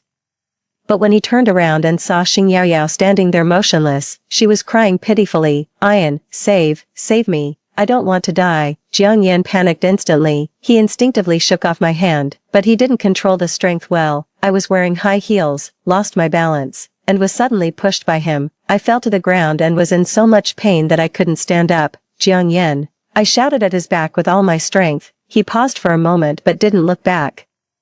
He rushed towards Xing Yao Yao and took her to a safe place. Seeing that the out-of-control truck was getting closer and closer to me, everyone was running for their lives, and no one cared whether I lived or died. Bang, accompanied by the harsh sound of tires rubbing and the intense pain in my body, I clearly realized that I was dying. After the heart-wrenching pain, there was a sudden flash of white light in front of my eyes. When I regained consciousness, my soul was already floating in the air. The system let out a sigh. Host, you're dead again. Why did it say again? Because during the process of winning over Jiang Yan, I had actually died twice already. The first time was by drowning. Given a choice between me and Xing Yao Yao, Jiang Yan chose Xing Yao Yao. The second time was during an earthquake. Given a choice again, Jiang Yan still chose Xing Yao Yao. This time, in the car accident. Given a choice once more, Jiang Yan chose Xing Yao Yao. The system asked me, I advised you to change the target of the strategy before, but you didn't agree. Do you regret it now? I said, no, I don't regret it. There was a moment of silence in the air. The system was extremely angry, and its usually cold electronic voice even carried a bit of the tone of being angry at someone's failure to live up to expectations. Host, do you know that just now was your last chance to complete the strategy mission? Do you understand what the last chance means? Of course I understood. This meant that I could no longer be reborn, but I really didn't regret it. At the beginning, we made an agreement that if the strategy was successful, you could exchange for a reward. Now that you've failed, you also have to accept the corresponding punishment. I let out an sound. I asked it, what kind of punishment? Your soul will be forever imprisoned by Jiang Yan's side. As soon as the words fell, An invisible force sent me back to the scene of the car accident. The wind whistled in my ears. The system's questioning voice echoed in the air. What on earth is so good about Jiang Yan? Is he worth you wasting all your chances to stay by his side? I should have just left you alone and let you fend for yourself since I knew you were so infatuated with love. I blinked my sore eyes, remained silent for a long time, and then said softly, well, leave me alone. The system never expected that I would give such an answer. It didn't understand why I was so persistent with Jiang Yan. It angrily scolded me a few words and simply went into hibernation. I floated and sat on the roof of the car boredly, propping up my chin and looking at the chaotic crowd. I saw two familiar figures at a glance. Xing Yaoyao was tugging at the corner of Jiang Yan's clothes and talking. But he seemed not to hear her and just stared at me motionlessly. Oh, no. He was looking at my body that had been crushed by the truck. Everything around seemed to stand still. After a long time, he suddenly pushed Xing Yaoyao away and stumbled towards me. He even fell down on the way, and blood was flowing from his palm. My body was already unrecognizable. He just took one look and couldn't bear to look anymore. Turning his head away, I was a bit far away and saw his lips move. As if he was mumbling to himself, I quickly flew over and got close to him. But the moment I heard what he said clearly, a thunderbolt seemed to explode on my scalp. He said, Xiaozhu, you'll definitely be okay. I know you're a strategist and can be reborn. You've died twice before, and you came back to life in the end. This time will be the same, right? As he spoke, he seemed to regain his faith. He took a deep breath, wiped his face, and said firmly, I'll wait for you to come back. I was extremely shocked. No wonder Jiang Yan knew that he could easily control me by threatening to break up, because he had known from the very beginning that I was a strategist, but he didn't know that that was my last chance to complete the strategy mission. Jiang Yan, I can't come back. The ambulance and the police car arrived at the same time. When the doctor wanted to move my body into the car, Jiang Yan firmly blocked them. No, don't touch Xiaozhu. She's not dead. She'll wake up in a few days. Everyone looked at each other in dismay. The doctor comforted him. Mr. Jiang, I know you can't accept it for a while, but your girlfriend is already dead. You should take care of your health. When Jiang Yan heard the word dead, his emotions immediately became agitated. He grabbed the doctor's white coat, the veins on his arm bulged, and he shouted. Shut up, Xiaozhu is not dead. How could she die? She clearly, his voice stopped abruptly. I saw the nurse give him an injection. It should be a sedative or something similar. He let out a hiss of pain, stepped back with his hand covering his arm, and soon fainted on the stretcher bed. The atmosphere in the ambulance was heavy. No one spoke during the whole journey, until the nurse who was cleaning Jiang Yan's wound let out a gasp. Everyone followed her gaze and saw that Jiang Yan was crying. He was still in a coma and didn't have a clear perception, but the tears that spilled from the corners of his eyes had already soaked the dark stretcher bed. His relationship with his girlfriend should be really good, right? What a pity. Hearing these sighs, I couldn't help but sneer. If they had seen the former Jiang Yan, they would know how much he hated me. The year I met Jiang Yan was the darkest period of my life. My parents got divorced, and neither of them wanted me. The only person in the world who was good to me passed away in the winter jasmine season that year, after being diagnosed with depression. When I held a small knife and wanted to stab it into my abdomen for the first time, the system found me. It said that as long as I completed the strategy mission and helped it achieve its key performance indicator, KPI, I could exchange for a reward. My eyelids twitched, and I asked it, can it bring back the dead? The system was extremely certain. Of course it can. It gave me a few days to personally select the target of the strategy mission, but I wasn't interested in anyone, until I met Jiang Yan in the Martyrs Cemetery. He was sitting on the long steps, and the fine spring rain wet the broken hair on his forehead. He didn't speak or cry. He just sat there quietly. The wind blew the willow branches. I stood not far away and stared at the tear mole at the corner of his eye for a long time. Then I opened my mouth gently and told the system, I want to choose him. The difficulty of winning him over is very high. And before you, the system hesitated and then reminded me, there have been several strategists who were eliminated because of failure. Are you sure? I nodded firmly. The system couldn't persuade me. Helplessly, it helped me apply for 3 chances to complete the strategy mission. The higher the difficulty coefficient, the more chances for the strategy mission. From that day on, I spent time observing Jiang Yan and found that he was gentle, modest, and polite to everyone. But, such a person spoke rudely to me the first time he saw me. TSK, tell me, did you sprain your ankle this time, or are you just going to throw yourself into my arms directly? I was taken aback. He squinted his eyes at me and sneered, what are you pretending to be stupid for? Even if women like you strip naked and stand in front of me, I still won't like you.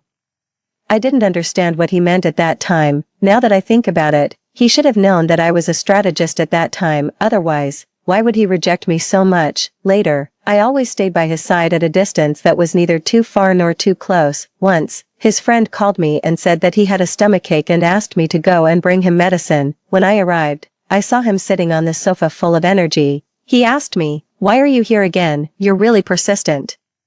I pursed my lips and didn't say anything, just handed the medicine to him. He didn't take it. Instead, he leaned forward slightly and said in my ear, "Since you're already here, let me treat you to a drink, okay?" As soon as the words fell, my vision went blurry. Red wine was poured all over my head, flowing down my cheeks and wetting my chest all the way. The clothes in summer are very thin, and even the color of the camisole could be seen clearly. Jiang Yan glanced at me frivolously.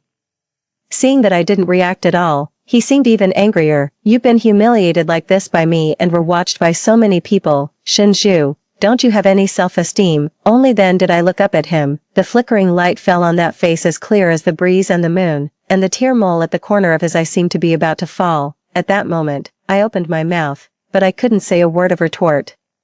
It's hard to imagine that such a person would actually agree to be with me later. It was a drag racing competition. Jiang Yan surprisingly gave me an invitation. When I arrived, I happened to see him standing on the podium, hugging two hot car model girls. Our eyes met, and he smiled at me, a very bad smile. Then, under my gaze, he slowly kissed their lips. "You want to be with me, right? Now, do you still want to?" After getting off the stage, he asked me this.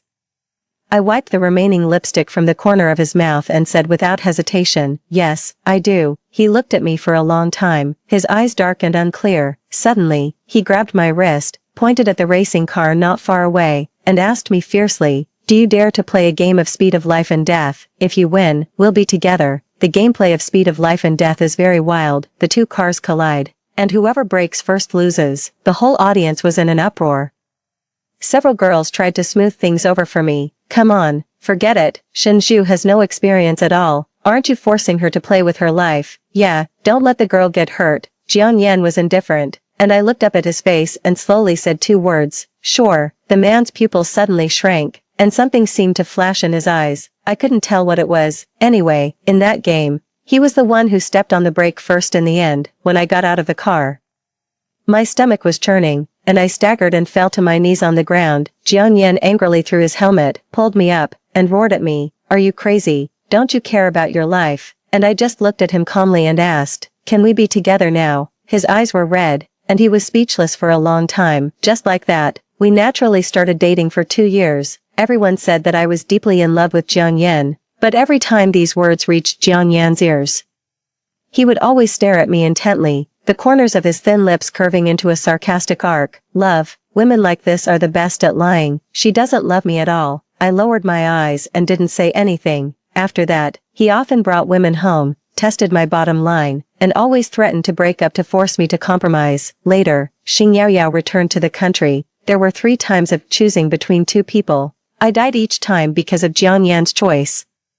Each time I died, the world restarted, until I used up my last chance to complete the strategy mission and could no longer be reborn. In fact, if you think about it carefully, how could the person being strategized show compassion for a strategist with false feelings when they know everything? After all, I was too naive.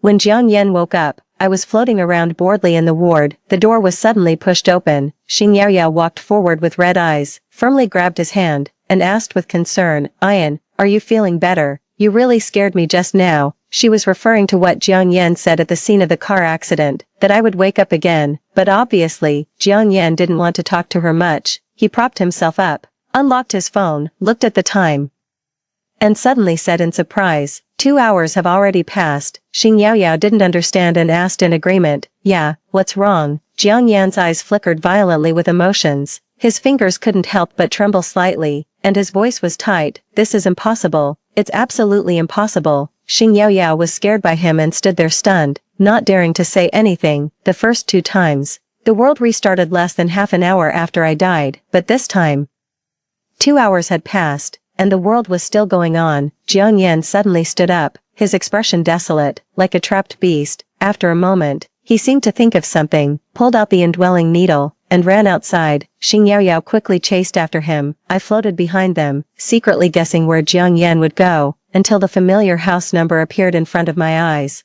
I realized that he had come to my home, when the door lock was pried open.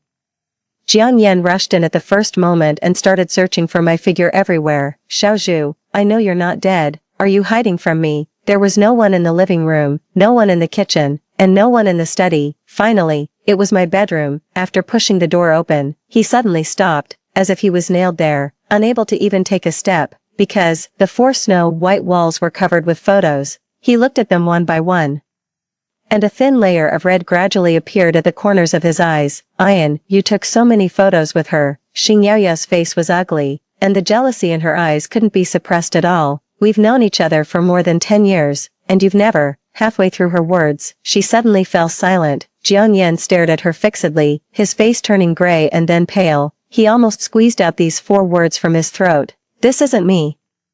I looked at the man with a warm smile in the photos and couldn't help but bend my lips. Yes, that wasn't Jiang Yan. Why did I choose him as my target for the strategy mission at first sight? Why did I waste all 3 chances on him? Wasn't it just because of his face? That face exactly like his. The window on the balcony wasn't closed tightly. The evening wind blew into the room and blew down a group photo. Jiang Yan picked it up, when he saw the beautiful handwriting on the back. His eyes suddenly turned red. Wish my little bamboo peace and safety, Lin Su. Memories, like the wind at dusk, slowly dispelled the haze in my heart. The first time I heard the name Lin Su, it was in the afternoon of the class division exam at the beginning of the 2nd year of high school. 10 years ago, my deskmate was a hooligan who even copied my homework. Before the exam, he asked me to help him cheat, but I refused. So that day after school, he blocked me at the back door of the classroom and laughed at me in front of all the classmates. Fatty girl, you're ugly, and you're not kind-hearted either. Letting you pass the answers is doing a good deed and accumulating virtue. Understand, you don't appreciate it. No wonder you're fat and ugly. At that time, because I had taken a lot of traditional Chinese medicine to treat acne, the hormones in my body were disordered, and I was really as fat as a little penguin. Many classmates were echoing. I blushed and was overwhelmed by a sense of inferiority. In the midst of so many taunts, suddenly a clear male voice interjected. Are you so proud of commenting on a girl's appearance? My eyes followed the sound. A boy in a black t-shirt and a black baseball cap stood beside me with his hands in his pockets. Later I learned that his name was Lin Su, a senior 2 years older than me. Lin Su raised his chin, motioned to my deskmate with his eyes, and said in a contemptuous tone, I'm asking you, trash, bug, you don't know how to respect girls, do you? My deskmate was stunned for a moment. After reacting, he cursed and took off his school uniform jacket. About to start a fight, Lin Su took 2 steps forward and stood in front of me. I don't remember clearly what happened next. Before the fight, Lin Su put his hat on my head, and my vision was completely blocked. I could only hear the painful grunts of my deskmate. When it was quiet around me, I slowly looked up and met a pair of cold eyes. It's okay now, you can go home. Lin Su's voice was very low, but it carried a soothing power. From that day on, my deskmate never troubled me again and even took the initiative to ask the teacher to change seats. I knew that Lin Su had helped, because several times when I was going home after school, I saw him hooking my deskmate's shoulder. He seemed to be smiling, but his eyes were extremely cold. Ah, bro. Just forgive me. I'll never bully girls again. Lin Su frowned and kicked him. Has your mouth learned to be good? Good, good, very good. When his expression softened a bit, my deskmate rode away on his bike. I was very grateful to Lin Su, so I bought a bunch of snacks to thank him. He was playing basketball with his friends at that time. After hearing why I came, he raised his eyebrows, lowered his head and took the cheapest lollipop, and smiled at me. Thanks, you can keep the rest. Just like that, I carried the snacks back to the classroom. After school, when passing by the grocery store, Lin Su and his friends were walking in front. A few meters away, I heard someone ask him, who's the girl who gave you snacks this afternoon? Her face is pretty, but she's too fat. I subconsciously held my breath, wanting to hear the answer. Lin Su suddenly stopped, punched the man on the shoulder, and said seriously, shut up. After walking a few steps, he took out the lollipop from his pocket, unwrapped it, and put it in his mouth, saying vaguely, she's quite cute. My steps stopped in place. Looking at their receding backs, I suddenly realized that was the first time someone described me as cute. It was as if an electric current passed through the tip of my heart, making it tingle. The schoolwork in the 3rd year of high school was very heavy, and I lost more than 20 pounds from being tired. Gradually, Many boys began to chase me and write me love letters, but because of this, I was excluded by a small group of girls. They called me to a corner where no one was around, a place where the surveillance couldn't reach. I was pinned to the ground. The girl in the lead took a cup of boiling water and poured it on my calf little by little. You were so fat before, now that you've lost weight. You're even wearing a short skirt. Huh, who are you seducing? Are you very proud that my boyfriend wrote you a love letter? I was in so much pain that I couldn't speak clearly, and my voice was intermittent. Who's your boyfriend? This sentence seemed to offend her somehow. She got even angrier and told the others to hold my chin. The boiling water was poured towards my face. I closed my eyes subconsciously, but the imagined pain didn't come. Instead, I fell into a warm embrace. The boy's firm chest muscles almost suffocated me. How are you? Are you okay? Hearing the familiar clear voice, I suddenly opened my eyes and found that my back was already soaked in cold sweat. The girl was pushed to the ground and let out a scream. The boiling water scalded her own face. The commotion was so loud that when the dean came, those girls were so scared that they confessed everything. Lin Su greeted the dean and then picked me up in his arms and rushed all the way to the school infirmary. When disinfecting and applying a cold compress, it hurt so much that I wanted to cry, but I gritted my teeth and tried very hard to hold back my tears. Lin Su lowered his eyes and looked at me for a long time. He opened his mouth and said, "If you want to cry, just cry." I'm not a person who loves to cry. Since I was very young, my parents had both cheated on each other. They didn't love me. They got married just to get me a household registration. Every time I was wronged and wanted to talk, all I got in return were scoldings and rebukes. Come on, why are you so sensitive? Isn't it just being called fat? Who hasn't been scolded? I named you Shinju, hoping you'd be as tough as bamboo, but all you do is cry. It's so annoying. Before, when I saw other children cry, their parents would come to comfort them, but if I cried, my parents would be even more annoyed with me. Tears are just useless liquid in front of people who don't care about you. So later, no matter how uncomfortable I was, I never cried again. But that evening, in the infirmary, Lin Su rubbed my head, leaned over and looked at me, and said, "Your eyes are all red." I closed my eyes and wanted to turn my back. Then I heard him sigh, "Shinju, you can show weakness in front of me." Because of those words, my tears burst out instantly. When I cried until it was getting dark and the school doctor was about to get off work, I realized that I didn't bring my wallet. Lin Su paid for me. I wrote down his phone number, added him as a friend when I got home, and transferred the money to him, but he didn't accept it for a long time until it was returned the next day. I sent a question mark. He replied immediately, "What's wrong? Why didn't you accept it? Keep it for now. Let's have a meal after your college entrance examination." I held my phone, and the corners of my mouth turned up unconsciously. Unfortunately, things didn't go as expected. After the college entrance examination, Lin Su seemed to have disappeared from the world. All the messages I sent him sank without a trace. The next time we met was on New Year's Eve, the year I was a sophomore. My parents had already started living apart, and there was only me in the huge house. Firecrackers were going off downstairs. I was huddled in my room, watching the Spring Festival gala alone. When the clock struck 0, my phone suddenly vibrated. "LX, Happy New Year." I was stunned. My heart seemed to skip a beat, and my fingertips typing were trembling. "Lin Su, is that you, or has your account been hacked?" The words typing were displayed at the top of the chat box. I waited for about 5 minutes and finally got his reply. It was very short, only 2 words. "Yes, it's me. Where have you been these 2 years? Why? Why didn't you contact me?" I couldn't say the second half of the sentence, but the person on the other side seemed to sense it in advance and sent me a voice call. I answered, suddenly hearing that familiar yet unfamiliar clear voice. I didn't know what to say for a moment. It was Lin Su who broke the silence first. He asked me to go to the balcony and face the 2 o'clock direction. I didn't understand, but I did as he said. A dozen seconds later, with a bang, a brilliant firework bloomed in the lonely night sky. The petals fell like rain, as if within reach. I kept the phone answering posture and looked up for a long time. A man's deep voice came from the other end. "Sorry, I was on a mission before and my phone was handed in. I missed a lot of your messages." My breath caught. Suddenly I remembered that Lin Su studied in a police academy. "Last year at this time, you wished me a happy new year. This year it's my turn." After hanging up the phone, I saw the replies from my parents. "Happy New Year, Dad. Got it. Happy New Year, Mom. Busy." None of them wished me a happy new year. Only Lin Su, only Lin Su, only Lin Su, who, after being out of touch for 2 years, set off fireworks for me on New Year's Eve to wish me a happy new year. I said before, I don't like to cry, but the tears just wouldn't listen. The 2 years of my junior and senior years of college were some of the few happy times in my life. After Lin Su was transferred back to this city, we met more often, and our relationship gradually became closer. My roommate asked me, "Is the handsome guy who comes to pick you up downstairs your boyfriend?" I denied it. "No, he's just my brother." After answering, my face felt hot. Would a brother take his sister to a couple's restaurant on a date every week? Would a brother look at his sister when asked if there was a girl he liked present during a game of truth or dare?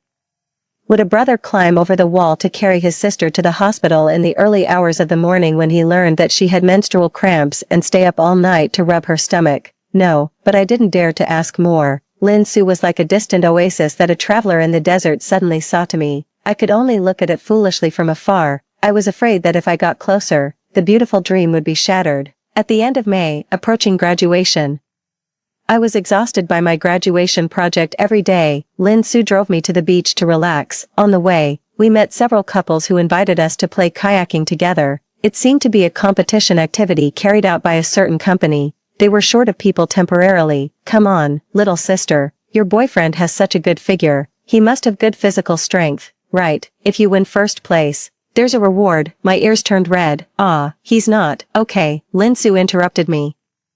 I looked at him. I don't know if it was my illusion. The man's lips seemed to curl up. When we got on the kayak, a few seconds before the start of the competition, I belatedly asked, "So what's the reward for first place?" Lin Su's eyes shifted, and he replied a little unnaturally, "A very delicate Swiss Army knife." Very delicate. Judging by his tone, Lin Su should like it very much, with the belief of wanting to win first place. Even though neither Lin Su nor I had much experience, we gradually fought our way to the top 3. But the first place team seemed to be at a king level. In the end, even Lin Su, who had good physical strength, was gritting his teeth and persevering. Out of the corner of my eye, I saw the veins bulging on his arm and the cold sweat oozing from his forehead. Actually, I really wanted to tell him that it was okay if we couldn't win. I would give him an even more delicate Swiss Army knife tonight. While thinking, our kayak was slowly overtaking the first place team. When we passed by, the person on the opposite side suddenly let go and said to Lin Su with a smile, "Brother, you're really going all out. My wife is shy. She definitely won't be willing to kiss in front of so many people. First place is for you." I was stunned. What kiss? Wasn't it a Swiss Army knife? When I turned back and met Lin Su's smiling eyes, I realized that I had been deceived. Sorry, I had ulterior motives.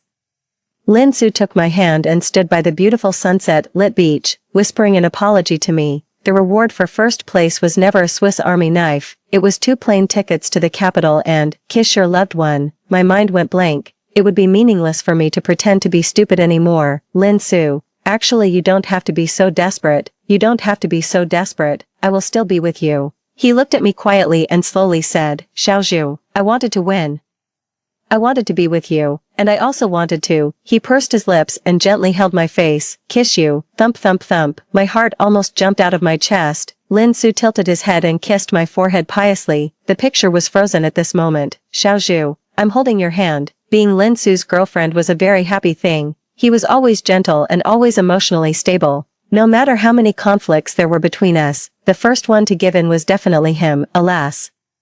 Little ancestor, I was wrong. Please talk to me. When I received this reconciliation text message, I was standing at the entrance of the police station, bringing medicine to Lin Su. Lin Su had a bad stomach and often had stomach aches. When he got off work and came out with his colleagues, when he saw my figure, his eyes lit up. "Xiaozhu." But before he could reach me, the corner of his clothes was grabbed by a female colleague. "Aksu, my car broke down. Can you give me a ride?" I stood there, looking at them with interest. Lin Su frowned and pulled his clothes back from her hand, then waved back. "Luo, you take her. He lives in the opposite direction from my home." The female colleague bit her lip and asked pitifully, "Are you afraid that Sister Xiaozhu will misunderstand? I can explain it to her for you." Lin Su raised his eyebrows, and a look of impatience appeared in his eyes. "Sorry, I don't have the habit of spending anniversaries with 3 people." I couldn't help but laugh. The female colleague was left embarrassed and soon left. Lin Su opened his arms and walked towards me, hugged me, and spun me around on the spot. "My time is precious. I can only use it to accompany my girlfriend." I was ticklish and gently dodged. "Didn't you say you had a stomachache? Take the medicine first." He opened the car door, protected my head, and carried me into the passenger seat, smiling and saying, I don't feel the pain when I see you. Lin Su started the car, looked straight ahead.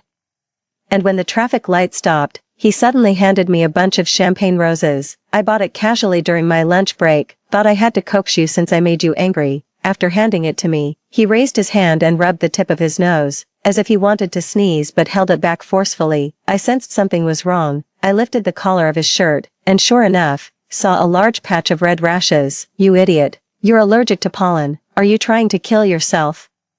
I urged him to go to the hospital. The young doctor who received us looked at him with a smile. Allergic for love. Amazing. I blushed and turned my head away, but heard Lin Su say generously, that's right, she's my whole world. Everything between Lin Su and me was so smooth that it felt unreal. Our innocent first love had no absurd mistress, no misunderstandings, no cheating, and we just walked all the way to the engagement.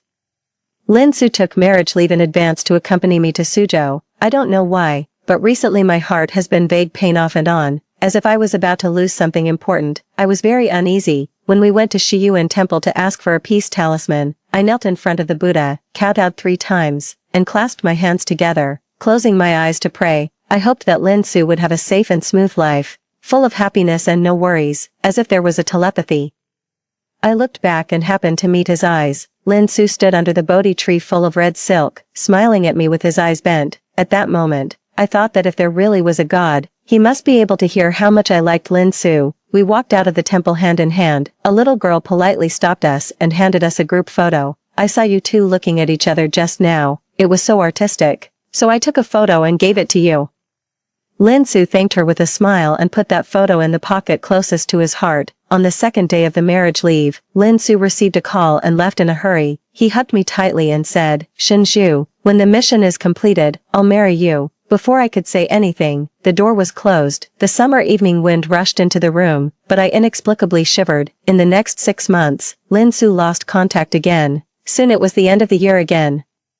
Just like a few years ago, I huddled in the huge room, watching the Spring Festival gala. My phone rang. I answered it. Fireworks exploded outside the window, and it was also very noisy on the other end. There were the sounds of firecrackers, curses, screams, and even gunshots, all mixed together. After a pause, he softly called my name, Xiaozhu. My tears immediately flowed down. Where are you? Are you okay? Are you hurt anywhere? He avoided answering, his breathing heavy. Are the fireworks beautiful this year? Yes, but unfortunately not as good as the ones you gave me that year. When I was 20, Lin Su once set off fireworks for me. The wall clock ticked, and the hour hand pointed to 0. He interrupted me. Xiaozhu, Happy New Year, Happy New Year, Happy New Year, one after another, each sound getting lower. I covered my face and bit my lip tightly, not letting myself make any sound. Tears struggled to flow out of my eyes, dripping onto the dark blanket, forming large water stains. I knew he wanted to say all the blessings for the rest of his life. Bang, gunshots rang out, deafening. Almost instantly, the phone was hung up. Only the fireworks outside the window were reflected on the cold glass, flickering on and off, endlessly. I knelt on the ground, sobbing uncontrollably. Lin Su, you lied. You clearly said you would accompany me for a lifetime. You clearly said you would marry me after the mission. You lied. You liar. Liar. When I saw Lin Su's body, I could hardly breathe. It was as if someone was choking my throat tightly, like a piercing pain as a needle pierced my skin and oozed blood, painful to the point of numbness. Wake up, Lin Su. Don't sleep. Get up, okay? No one answered me. I held his cold hand and kept rubbing it. It should be able to warm up. Luo's eyes were red with tears, choking as he said, Sister-in-law, I'm sorry. The day of the arrest was going smoothly at first, but those damned people actually carried guns with them. Captain Lin was shot and forced into the forest by them. When we arrived, we found that he had killed several drug dealers, but he himself, he couldn't continue. He tremblingly handed Lin Su's hangover to me. The peace talisman pierced by a bullet hole, the photo stained with blood, and on the back of the photo, a line of words was written at some point. Wish my little bamboo peace and safety, Lin Su. How ridiculous. The person who wished me peace finally didn't get peace. I don't know how I got home, nor how I endured until Lin Su was buried. There was no name on his tombstone. Every day, I just sat on the steps of the martyrs' cemetery, looking at that square tombstone. When I wanted to commit suicide, the system found me. I agreed to help it complete the strategy mission because I wanted to revive Lin Su, but finding a target for the strategy mission was really, really difficult. My mind was full of Lin Su who stood up for me in the classroom when I was 17, Lin Su who saved me from the bullies, carried me into the infirmary when I was 18, Lin Su who set off fireworks for me and wished me a happy new year when I was 20. Lin Su who kissed me by the sea and confessed to me when I was 23, Lin Su who would send me flowers to coax me even though he was allergic when I was 24, Lin Su who smiled at me under the Bodhi tree in Jiatai Temple when I was 25, and finally, Lin Su who was lying underground, lifeless, when he was 26. How could I forget him? So when I saw Jiang Yan for the first time, I decided to choose him. Only by looking at this face that was exactly like Lin Su's day and night could I have the motivation to live. It was very despicable, right? But at that time, I was really on the verge of collapse. I would go crazy if I couldn't see that face. So all your previous actions of being a love-struck fool weren't for Jiang Yan. The system, which had been dormant for a long time, suddenly spoke again. But for Lin Su, I nodded. At the same time, Jiang Yan, who had learned the truth, started to go crazy in my apartment. All the photos of me and Lin Su were torn off one by him and thrown into the trash can. His eyes were red, and he pressed the lighter, coldly watching the dancing flames lick the photos inch by inch. I was extremely angry and rushed over to stop him, but as soon as my fingers touched his body, they passed through suddenly. It's no use, host, you're already dead. Yes, I was just a soul and couldn't reach the physical object at all. In despair, the system gave me an idea. I can self-destruct. To exchange for one last chance for you to complete the strategy mission. I was stunned, my lips trembling as I asked, why? It was silent for a moment and then replied, because your lover is a hero. A hero shouldn't end up as dry bones in the less. He should be alive and enjoy a happy and fulfilling life. Almost instantly, my eyes filled with tears. My consciousness was gradually stripped away. And that white light appeared in front of my eyes again. The system's voice was getting farther and farther away. In the end, there was only a murmur. Host, this time, it's really the last time. I wish you all the best. Bring Lin Su back safely. When I opened my eyes again, the world had restarted. The familiar apartment environment gave me a bit of a sense of reality. I propped myself up and saw that all the photos on the wall were still intact. So I couldn't help but let out a sigh of relief. My fingertips gently caressed Lin Su's face. He smiled so gently at me. Suddenly, there was a violent impact sound at the entrance. The door opened. It was Jiang Yan. He should have run here, right? His hair was messy. The moment he saw me, he grabbed my wrist and asked, who is he? Shinju, are you using me as a substitute? I smiled, unable to control myself. My fingertips brushed across the tear mole at the corner of his eye. Jiang Yan and Lin Su looked so alike. Even the position of this tear mole was exactly the same. After not getting an answer from me for a long time, the strength in Jiang Yan's hand gradually increased, and his eyes gradually turned red. You know what? At first, I really hated you. I hated your scheming approach, your false concern. Do you, as strategists, even consider me a person? Weave a beautiful dream for me, deceive me into falling in love with you, and then throw me away like trash. Finally tell me that it was all fake. He shook my shoulders vigorously. I couldn't stand it, and my back was pressed against the wall. I thought you were different from them, because no matter how much I humiliated you, how much I made things difficult for you, the way you looked at me always had deep love in it. So that last time, I was really about to fall in love with you. His hands were propped on both sides of me. His right hand clenched into a fist and slammed hard against the wall. His voice was so trembling. I thought you were dead. I rushed into your house like crazy, but then I saw, he grabbed my wrist, pushed open the bedroom door, and pointed at the photos all over the wall, laughing wildly, his eyes getting redder and redder. Is it fun, Shinju? Tell me, is it fun to play with other people's true feelings? I really hate you, because you're more despicable than them. I was pushed to the ground. The cold tiles scratched my palm. Blood dripped down, staining the ground red. It hurt so much, but I had already cried so much that I couldn't cry anymore. Speak, who are you looking at through my face? I slowly propped myself up, looked up into his eyes, and replied word by word, my lover. He suddenly fell silent. His face was so pale that it was almost colorless, and his eyelashes were trembling uncontrollably. Fine, you really have something. He slowly turned his back, raised his hand to wipe his eyes. When he turned to me again, he was full of hostility. He pinched my neck. Since that's the case, I'll kill you and let you go down to accompany him. How about that? I closed my eyes and didn't struggle, letting him tighten his hand vigorously. Cough, cough. Actually, I should have died a long time ago. I should have died in that car accident. It was the system. The system sacrificed itself to let me be reborn. Jiang Yan didn't say anything, just gritted his teeth and looked at me. His eyes were so terrifying that he seemed to want to tear me apart. I thought I might have let the system down. Jiang Yan really hated me. My chest was very stuffy, my throat was hoarse, and I gradually couldn't make a sound. I was so breathless that I was about to suffocate. Suddenly, that hand let go of me. Jiang Yan clamped my chin. When he spoke, his voice was extremely cold. I suddenly changed my mind. It's really boring to let you die so easily. It's better to keep you by my side and let you witness your own death. I was imprisoned in Jiang Yan's private villa. He was a completely different person from Lin Su. I could always tell who was who clearly, if Lin Su was the moon hanging high in the sky.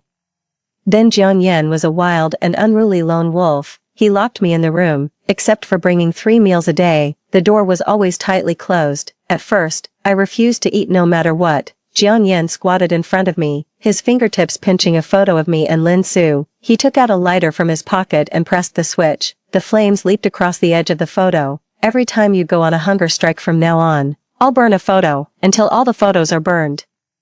I struggled to rush over, but my wrist was firmly grasped. Jiang Yan did what he said. I watched helplessly as several photos turned to ashes. Those were my only memories. I didn't dare to go against Jiang Yan anymore. I don't know if it was my illusion, but after I ate on time, he visibly relaxed. Occasionally, he would also be merciful and take me out, but every time on such occasions, there were other women around Jiang Yan. If you looked carefully, you would find that they all looked a bit like me, just like he was taking revenge on me for using him as a substitute. I could only pretend not to see. Time passed day by day, counting the days. Xing Yaoyao would return to the country today. The choosing between 2 people was about to start again, but this time, I was really tired. I lay on the cold floor, staring at the ceiling in a daze. I was thinking that if Jiang Yan still chose Xing Yaoyao, then after I died, could I see Lin Su? Could we still be together? Then let me die. When this thought came to my mind, I was surprisingly calm. The only thing I felt guilty about was the system. It sacrificed itself, but I was so useless. There was the sound of a car engine downstairs. Along with it came the girl's soft coquettish voice and the man's doting response. A thunderbolt split the sky outside the window, and a thick tree crown was split in half.